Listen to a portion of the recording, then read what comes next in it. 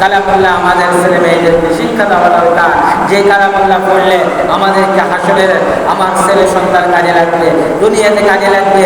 মা বাবার কথা বলতে হবে না যে খেদমত করা, সে কোরআন পড়ে বুঝে নিবে যে আমার মা বাবার খেদমত করা আমার প্রতি কর্তব্য। বলে সুবহানাল্লাহ। সে কোরআন পড়বে আর মা বাবার জন্য দোয়া করবে। মৃত্যুকালে মৃত্যুর পর সে মা বাবার জন্য দোয়ার বদলে সাদকা জারিয়া দিতে থাকবে। বলে সুবহানাল্লাহ। এই জন্যে আমাদের এলেমটা অনেক বেশি প্রয়োজন, অনেক বেশি প্রয়োজন। আজকে দেখা যায় কোরআন সুন্নাহর ন্যূনতম জ্ঞান আমাদের মধ্যে নাই। আমরা কোরআন পড়লে কোরআনের যে একটি আয়াত আমি পড়ব সেই শক্তি নাই, অথচ আমি দুনিয়ার সমস্ত কথা জানি, দুনিয়ার সমস্ত রাজনীতি আমার ভিতরে, সমস্ত অর্থনীতি আমার ভিতরে, দুনিয়ার সমস্ত চাহিদা আমার মনের পুরানা। কিন্তু একটাবার চিন্তা করলাম না যে আল্লাহ রাব্বুল আলামিন এই কোরআনকে 666 আয়াত দিয়ে আল্লাহ রাসূলকে ভালোবেসে এই উম্মতের সদস্য হিসেবে প্রেরণ করেছে।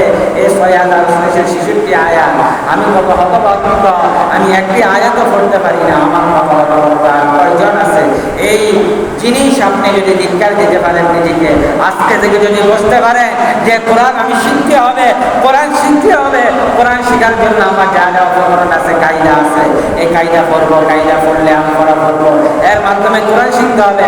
আমার বয়স হয়তো কবরে যাবে, কিন্তু যখন আমাকে বলা হবে আমার দিনুকা, তোমার দিন কি, যে দিন ইয়াল ইসলাম, তুমি ইসলামে কি পেয়েছ, ইসলাম কি কোরআন ছিল না, কোরআনকে তোমাকে কথা বলেনি তোমার সাথে, আজকে যে তুমি কোরআন থেকে আনসার দিতে পারো না, তাইলে আল্লাহ রাব্বুল আলামিনের ফেরেশতা সেই ওই ব্যক্তির জন্য শাস্তির কারণ হয়ে যাবে। বলি নাউযুবিল্লাহ।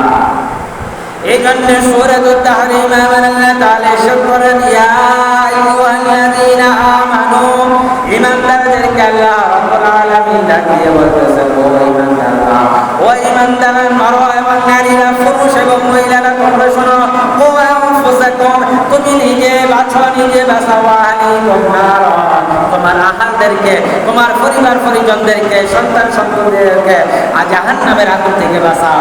ঈমানদারদেরকে আল্লাহ ডাকিয়েছেন, কাফেরদেরকে ডাক দেয়নি, কাফেরদেরকে ডাক দেয়নি, মুশরিকদেরকে ডাক দেয়নি, মুনাফিকদেরকে আল্লাহ তাআলা ডাক দেয়নি। ডাক দিয়েছে কাদের? যারা লা ইলাহা ইল্লাল্লাহ মুহাম্মাদুর রাসূলুল্লাহ বলেছে তাদেরকে আল্লাহ ডাক দিয়ে বলছেন, আমানু কু আনফুসাকুম, তুমি নিজে আগে বাঁচো, ওয়া আহলিকুম নার, এবং তোমার পরিবার, সন্তান সন্ততি, স্ত্রীদেরকে তুমি জাহান্নামের আগুন থেকে বাঁচাও। কারণ কি? يا أيها الذين آمنوا قوا أنفسكم وأهليكم نارا وقودها الناس والحجارة عليها ملائكة غلاظ شداد لا يعصون الله وما في الدنيا